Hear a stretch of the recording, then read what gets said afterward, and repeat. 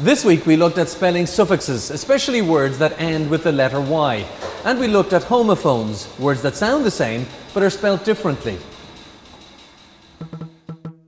Earlier we looked at homophones.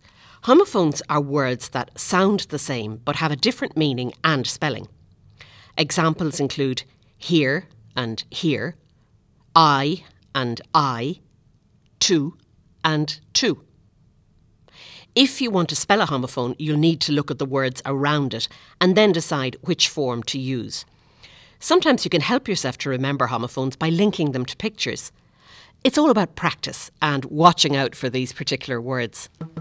We also looked at suffixes for words that end in Y. Changing the spelling of words that end in Y doesn't have to be difficult, as long as you remember the simple rule of checking the letter before the Y.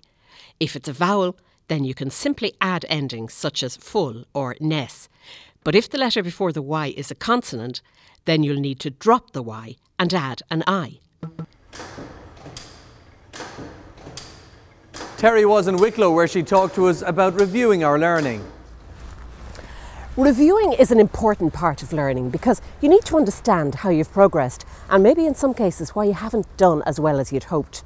And remember, if you focus on the positive aspects when you're reviewing, it'll help you to stay motivated and to get where you want to go.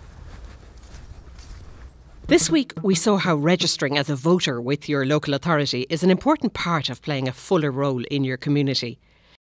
What you need to do is get a copy of the Register of Electors application for registration form and fill it in following the guidelines given. Making copies to practice on is often a good idea when filling in long forms.